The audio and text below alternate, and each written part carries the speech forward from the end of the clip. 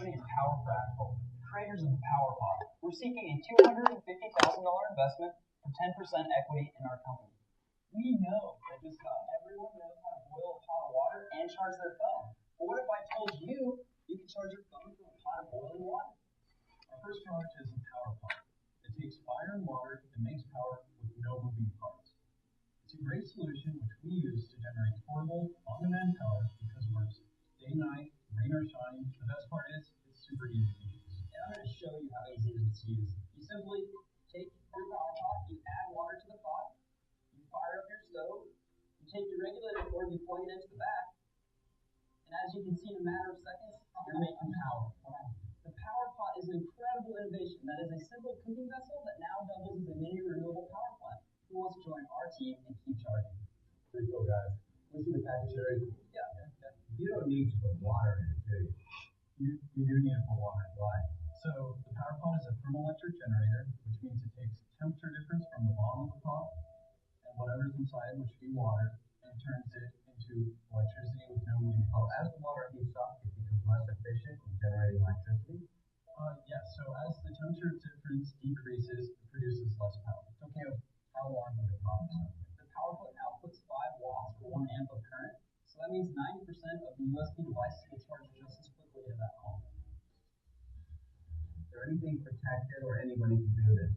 So we filed a patent in 2010, and it's been polished and it's still pending. I can't even cook a hot dog. What's the game plan size-wise? So in terms of the typical use case for someone that goes into the outdoors, that's a pot that's pretty common. We actually have larger style pots. So what have you been selling this at? So we initially launched our company on a crowdfunding platform, Kickstarter. What did you raise? We set up to raise 50 grand in 30 days, and we raised 126. We pre-sold roughly 1,000 units. What do you guys want to do with the money? So we want to do 3 things. We want to sell more product. We want to get into more doors, which we need to hire a few more people. The second thing we want to do is we're doing some testing with some big box stores, and so we need to assist some sell-through with some point of sale. And then the third thing we want to do is we want to continue to expand our product line. You're asking for $250,000 for 10% you value in the company of $2.5 million, and you sold $300,000 worth of goods this year. Have you got any orders from outdoor retailers? Yeah, we are in over 100 different doors right now. Beyond a niche product, how big is this market? Like, what could your sales be next year? We're projecting to be in the range of about $2 million next year. But there are some solar companies that are doing tens of millions of dollars in sales every year. So when I was a teenager, I was a camp counselor, and I used to take 2-week trips without any food to go out into the wilderness. I have very unfond memories of that. And I hate camp today, and I have a new rule. Wherever I sleep, there's a mint on my pillow. So I have absolutely no interest in your deal. I'm out. Well, thanks, Kevin. We appreciate your time. No problem. Unlike Kevin, I enjoy the great outdoors a lot, and I know roughing it. So when I go out and I rough it with my Range Rover, my computer, my cable TV, my Suzuki, my pop-up McDonald's store, I really understand the value of that. But I just don't see the market for that. This business is too small for me to invest in.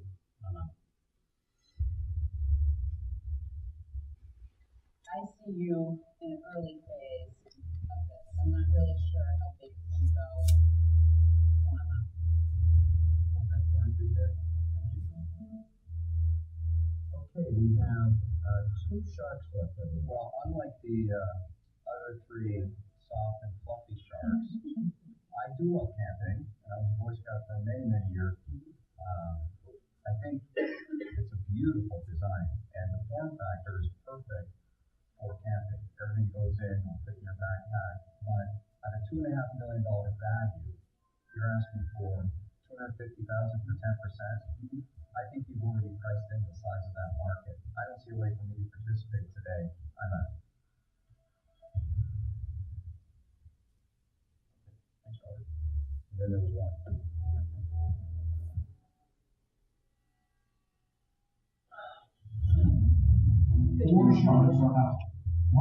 Is that loud enough? Where did you do you see for that? Emerging markets, that's a market that we see could be a huge benefit on our side. You mean like third world application? We have power pots in Uganda with a nonprofit.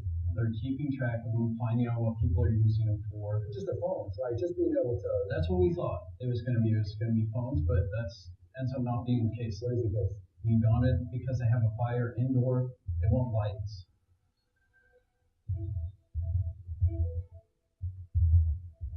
What are you going to do, Mark?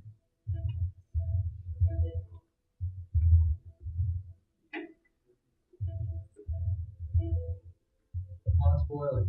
And it's charging. Guys, I like what you're doing.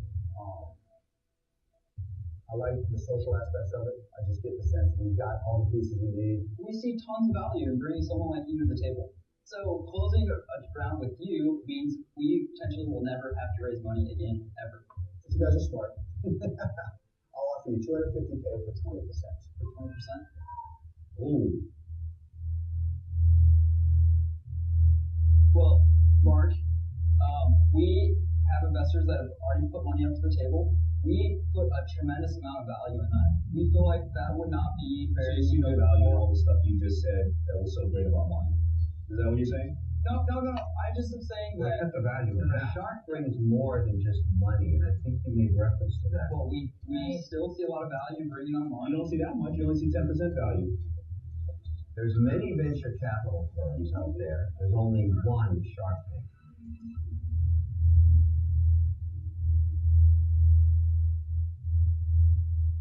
So what if we did 12% equity for 250,000 plus another 3% of advisor options and offer a seat on our board?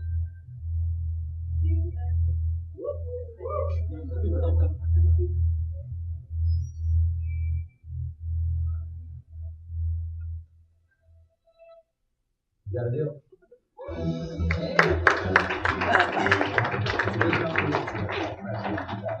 We appreciate it.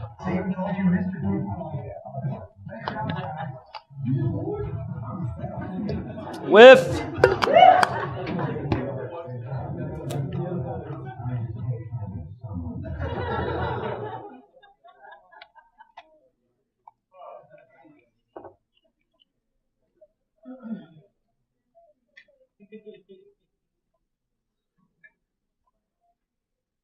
Damn. All right, figured it out. So that was Shark Tank. It was cool. Yeah, it was shot back in July. So it's been like 9 months. So we had to keep that under lock and key. Not even everyone in our company knew what happened. And the really funny thing is David, one of my partners that went with me, he's actually one of the inventors of PowerPot. He's like the most stone-faced dude ever. And so in like the hour we were in there pitching, I bet they took every facial expression he made and cut it into that like 5-minute clip. Which was cool. But so a little bit about me.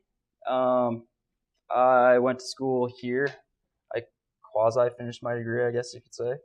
How entrepreneurship started for me was when I graduated high school, I moved to Alaska to start working for my uncle who owns this construction company. And my whole life growing up, my dad's a doctor, and so I had these ambitions to be a doctor, you know, because that's what my dad did. And then when I like hung out with my uncle in Alaska and saw what he was doing and the potential, it kind of opened my eyes to a different way of, you know, my career path. And that led to me doing what I'm doing today. And so back in 2007, I went to school at BYU Kauai. I guess I went surfing and occasionally went to class. And I took this class of entrepreneurship from Stephen Gibson, which I don't know if any of you guys know him or not. He's was a professor from BYU. And his class was, you put together a team, you like launch product, and if you don't hit $1,000 in sales by the end of the semester, you fail. So it's either you pass or you fail. And so I did it. It was cool. We hit the mark. We surpassed the mark. And then I moved back to Alaska to work for my uncle. And my brother and I had this idea of there's all these like little independent coffee shops everywhere in Anchorage. There's like more coffee shops per capita than anywhere else in the world. And so we noticed all these plain white cups, and we're like, why are they white and plain white? Why don't they do branding? And then we started doing research and realized it costs a lot of money to brand cups. And so the coffee shops, weren't necessarily into spending more money because that's one of their fixed costs. And if they can drive that down, that means they get more money on their bottom line.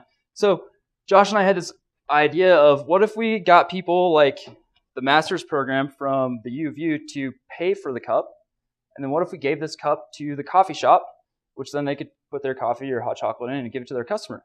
And we're like, oh, that's an interesting idea. So we told my Uncle John, who owns this construction company, we're like, hey John, we have this idea. We want to put your brand on these cups, and we're gonna give them to these coffee shops, and we want to see what happens. And so he's like, okay, cool, do whatever you want. And so that's what we did. And we put his contact information on it, and we bought 500 cups or something and gave them to this coffee shop. And he ended up getting 3 deals.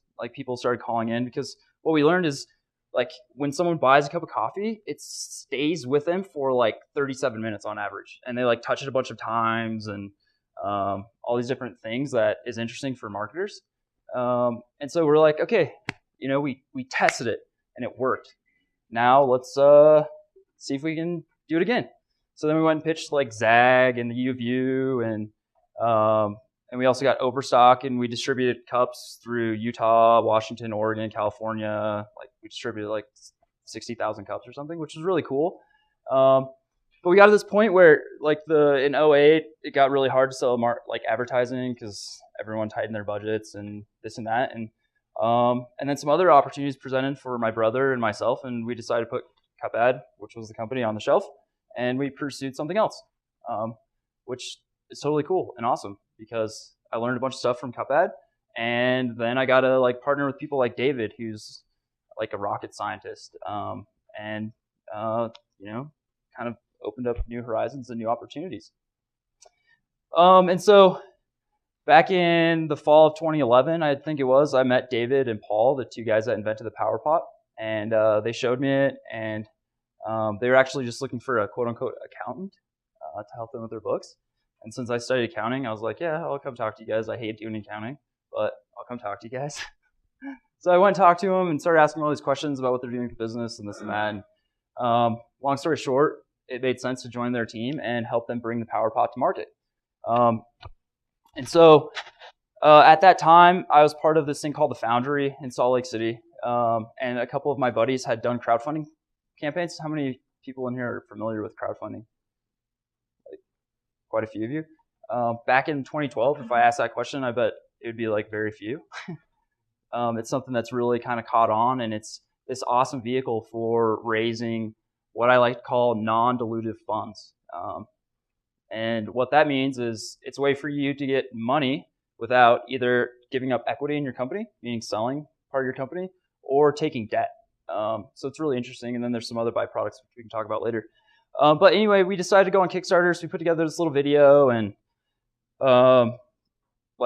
create all the content, all that jazz. And we launched the campaign April 1 or April 4th or something of 2012. And we're like, well, see what happens. What can we lose, right? A little time, because we didn't invest very much money in building a video or anything. So it was just really our time that we would be out.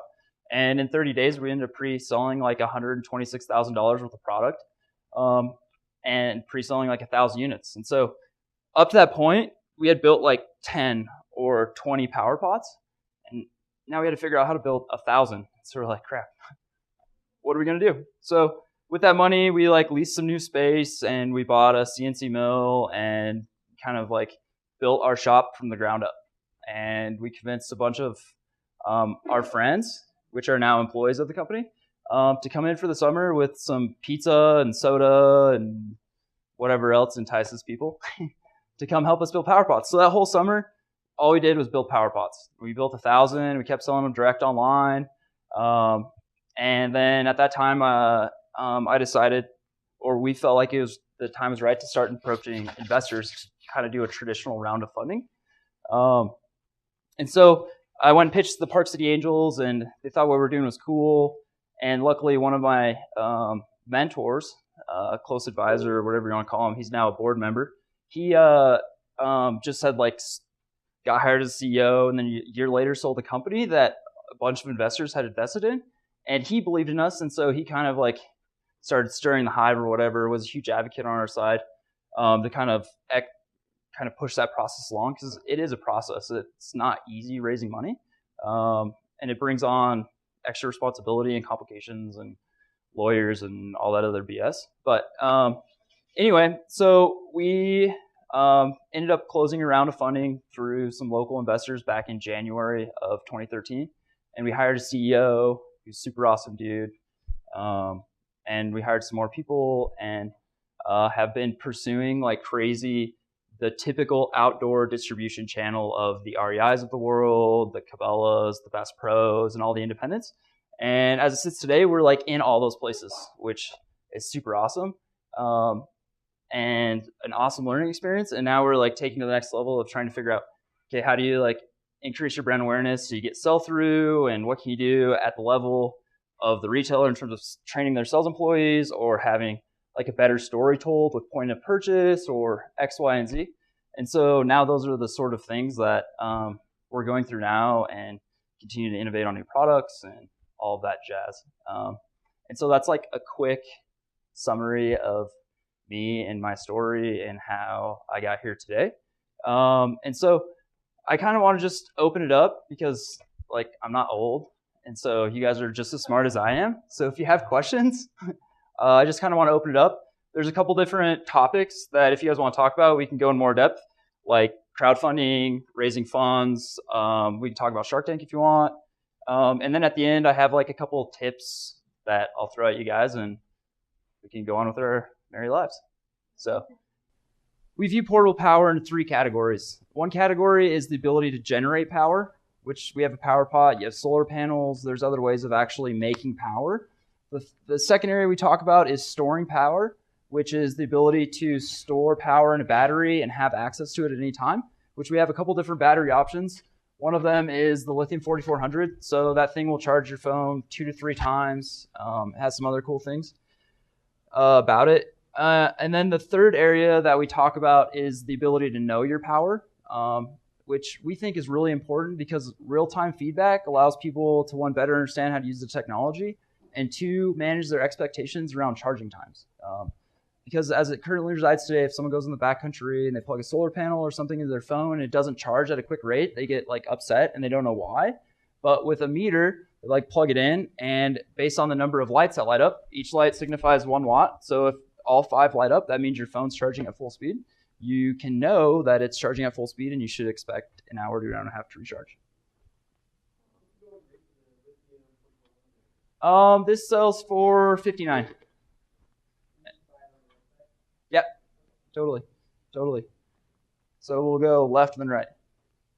Yeah. I don't know if you want to answer recording in general. I'm curious how much you sell your product to a retailer like REI versus how much you sell it online. I would say we probably do.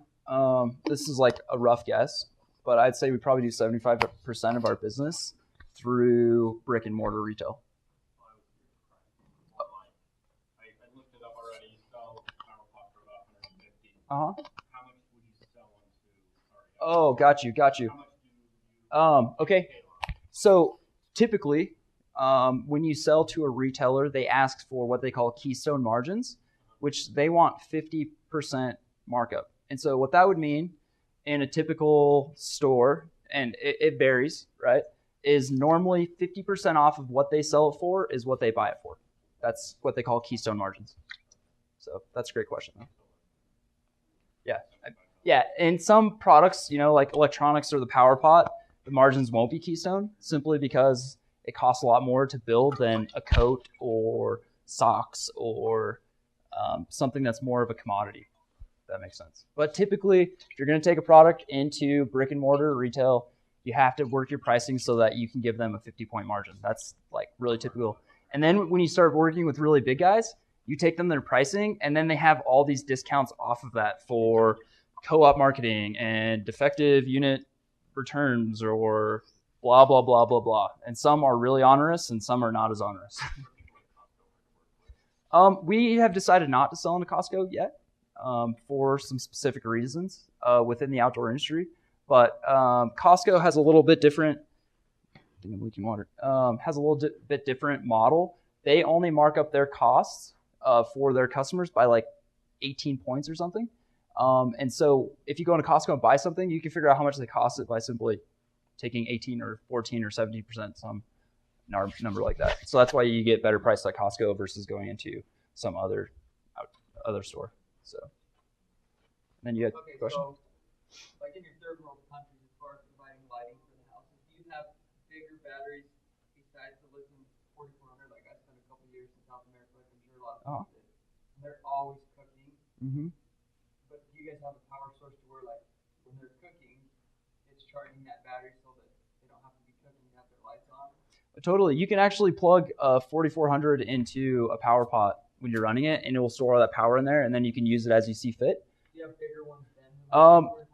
Today, no, but in 2 to 3 months, we'll be coming out with some new batteries that are really awesome, that are larger in capacity and have some really interesting functions that no one's really capitalized within that space as of today, which I'll send an email to Sean or something when we do our Kickstarter campaign, and you guys can check it out. It'll be really cool. So, all the way back. So the power pot is built, still being built in Salt Lake City at our factory/offices, just pretty much right downtown, kitty corner from West High School. The other stuff, we have a contract manufacturer overseas that built them for us. Would you say that the solar company is your biggest competitor in comparable products? Yeah, I would say the solar is like a substitute. It potentially could be a complementary good. But yeah, that's one of our biggest competitors. There's also another company that leverages thermoelectrics in like a wood gas stove that is also a competitor. Is there any way that you would ever consider not necessarily merging with the solar company, but adding that on to the power pot in the event that you don't need the oil, but have the pot become a solar panel or something like that? Yeah, we actually tried to crowdfund a solar panel back in late of 2012, and because of various reasons, which we learned from, we weren't successful, and so we didn't launch that product. But there is talks of doing that. I don't know how quickly. We have some other products that we think are a lot more interesting that we'll go after first. But Have you considered using like capacitive power during the charge? So once the surge is flowing into the phone, the capacitors will charge and hold the charge. And once your pot has reached the same temperature as the water, the capacitive power will continue to charge the product. you're a smart dude. Yes, we've thought about that, and those are some things that we're thinking about integrating into our future product development. So Can you just throw that over a fire, or does it actually need gas? you can use it on any heat source that's hot enough to eventually boil water. So anything from like a sterno to a gas stove to an open fire, all total viable options. I do have one question. They did talk about the size of the outdoor Mhm. market, the outdoor retail market, and then you brought in the, emerging markets as well. Where do you see the future growth, the biggest growth occurring in the outdoor retail or in emerging? Short term, I see our biggest growth opportunities within the outdoor space, and then we're also trying to tap into the consumer electronics space with our practical meter, and we're also coming out with cables, like an iPhone 5 and a micro USB. I see that's the biggest growth potential for the short term, and the long term, I see the emerging markets as a really big growth vehicle. It's just a lot harder market to figure out and tap into because of political reasons and all these other things. So.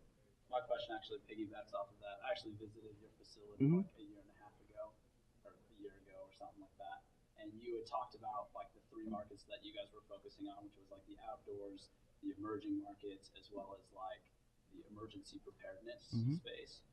Have you made any inroads in like the emergency preparedness space, or? Yeah, we've sold into multiple prepper shops. The market's a lot more fragmented, so there isn't like an REI of the prepping market, so it's just a lot harder market to tap into. Real quick, okay, I'll answer 2 more questions, and then because this ends in like 3 minutes, right? Okay. We are having pizza today, so you can take a lot of people to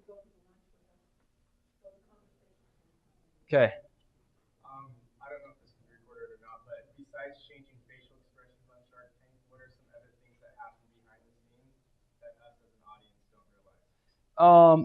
One thing is the Sharks have no clue who's going to walk in. They don't know anything about any of the companies.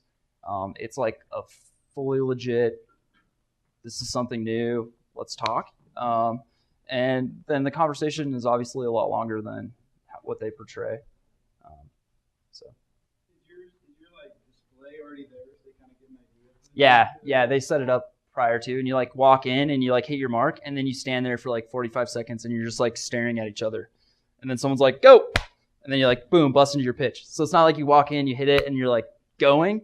You like walk in and you're like, okay, staring him down. Get the cue. All right, energy live. Okay, so real quick before you guys all take off. So some things that I just wanted to mention that I think are important for being successful. I briefly touched on it, is your team. We live like I said, really specialized. The beautiful thing about Power Practical is we got engineers, we got web people, we got like entrepreneurs, we got sales guys. So we kind of totally round out our team. The other thing is, like I mentioned, you guys are in a really interesting place being in school. And if you are pursuing a business idea, I would totally recommend doing all the business plan competitions you can. Because one, you can win a lot of cash. I bet my brother and I brought in like 20 grand worth of cash over a course of a couple of years between different business plan competitions that we participated in. And you get to meet a lot of like really smart people. And then, let's see. And then you just have to execute. Like I said, at the end of the day, if you don't do it, no one's going to do it. And if you feel like you're crazy and like totally alone, it's okay. We all feel those things. Just keep plowing and executing. And, you know, you have your ups and your downs, but at the end, it's awesome. And then one final thing, little plug. The guys that started the Foundry originally at the UVU are launching a new Foundry, not affiliated with any university or anything, and they're doing a cohort this summer. Both these guys are insanely smart. They've helped me in more ways than one, and if you have the ambitions to start a business, I would totally recommend connecting with these guys and going through the program. It's totally worthwhile. So.